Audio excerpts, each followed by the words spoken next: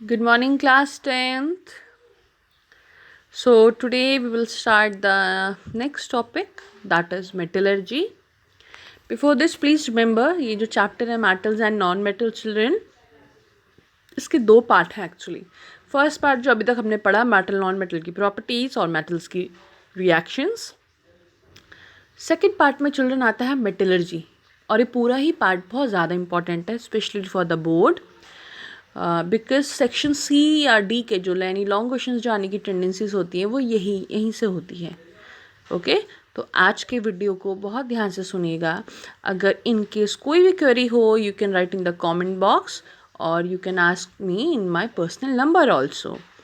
Okay so the topic metallurgy.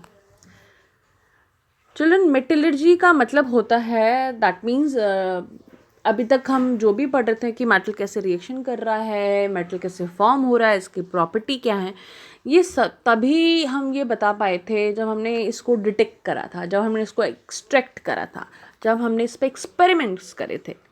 तो ये सारी चीज़ें करने से पहले एक चीज़ बहुत इंपॉर्टेंट है कि हमारे वो हाथ में मेटल तो हो, हमें ये तो पता चले कि एक्चुअली वो मेटल आया कहाँ से है, किस प्रोसेस के थ्रू वो गुजरा है, क्या वो प्योर था भी या नहीं था, तो क्या क्या चीज़ें करनी पड़ी. ओके तो ये सारी चीज़ों के बारे में मेटलर्जी होती है. तो from the starting so metal extract from some minerals. हम क्या करते हैं, मेटल्स को क्या करते हैं, हम कुछ मिनरल्स से हम एक्सट्रैक्ट करते हैं. यानी हमें मेटल्स कहाँ से मिलते हैं, मिनरल्स से मिलते हैं, वो भी कुछ मिनरल्स. सारे मिनरल्स मेटल प्रोवाइड नहीं करते. ओके अब उन मिनरल्स में से भी देखो compound which contain metal with some impurities, यानी उसमें से भी हम मेटल्स लेते हैं उसमें क्या क्या होते हैं, अभी भी इम्प्योरिटीज़ होती हैं, जैसे सैंड हो गई, स्टोन्स हो गए, रॉक्स हो गए. क्योंकि जो हमें मेटल्स होते हैं वैसे थोड़ी हम कहीं भी जा रहे हो रास्ते में हमें पड़े मिला नहीं, या तो ये रॉक में होगा बड़े बड़े चट्टानों से, या सी सोर है ना समंदर के अंदर, या कहीं कुछ और इसका सोर्स होता है. तो हमें जब भी मिलते हैं तो बहुत सारी इम्प्योरिटीज़ के साथ मिलते हैं. ठीक अब होता क्या है, mineral from which metal can be extracted. अब ऐसा थोड़ी कि हम हर एक मिनरल से मेटल निकालने लग जाएंगे, नहीं. हम उन्हीं मिनरल से मेटल निकालते हैं जो कि जिसका निकालना यानी जब जिस प्रोसेस के थ्रू हम वो निकाल रहे हैं वो हमें चीप पड़े, सस्ता पड़े और इजी पड़े, तभी तो हम निकालेंगे. ऐसा थोड़ी कि हमने बहुत महंगे प्रोसेस के थ्रू उस मिनरल से हमने अपना मेटल निकाल लिया और हमने सारा कुछ कर लिया, बाद में उसे हम मार्केट में सेल आउट नहीं कर सके, तब क्या फ़ायदा है ना. यानी जो चीज़ जिस प्रोसेस यानी के थ्रू हम अपना मेटल निकाल रहे हैं उस मिनरल से, जब अगर वो चीप और इजी है तो ही हम उसको आगे कैरी फॉरवर्ड करते हैं. तो mineral from which metals can be extracted bye cheaply और इजीली मेथड आर कॉल्ड ओर. वो क्या कहलाते हैं, एक्चुअली ओर कहलाते हैं. एकदम से मेटल नहीं मिलता ना, वो ओर फॉर्म में आते हैं. ठीक तो हम मिनरल से क्या निकालते हैं, ओर फॉर्म में मेटल निकालते हैं. ठीक हमें अल्टीमेटली हमें लास्ट में क्या चाहिए, हमें मेटल चाहिए, पर धीरे धीरे एकदम से मेटल नहीं आता. सबसे पहले हमें क्या मिले, मिनरल्स मिले अलग अलग जगह में. हमने क्या करा, उसको लेके आए, उसमें से फिर अभी भी इम्प्योरिटी थी, सैंड स्टोन रॉक टाइप की अलग अलग.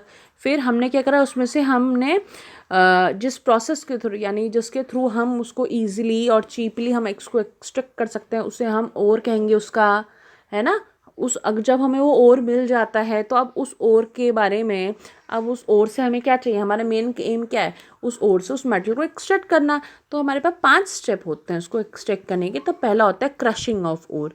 क्रशिंग का मतलब होता है क्योंकि वो बहुत बड़े बड़े टुकड़ों में मिलता है हमें, तो उसको छोटा छोटा हम क्या करते हैं, ग्राइंड कर देते हैं, पतला पतला है ना, कूट देते हैं, बिल्कुल चूरा चूरा जैसा बना देते हैं, ताकि उसको हमें फिर बाकी की फर्दर प्रोसेस करने में बहुत आसानी हो जाए.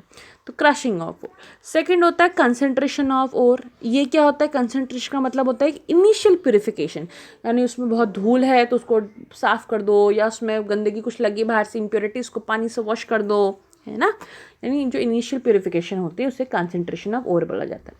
फिर जो वो कन्वर्जन होता है उस ओर का, हम क्या उसको करते हैं बाद में फिर मेटल ऑक्साइड में. यानी सबसे पहले करा हमने क्रशिंग जिसे हम ग्राइंडिंग भी कहते हैं, फिर हमने करा कंसंट्रेशन यानी इनिशियल प्यूरिफिकेशन, फिर हम करते हैं उस कन्वर्जन ऑफ ओर का किस में, मेटल ऑक्साइड में.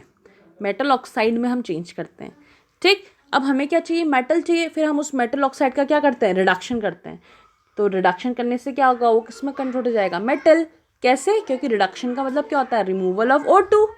तो हम उस मेटल ऑक्साइड का क्या करेंगे? रिडक्शन करेंगे, O2 निकल जाएगा और मेटल मिल जाएगा, जो कि अभी भी किस फॉर्म में होगा? इम्प्योर फॉर्म में होगा।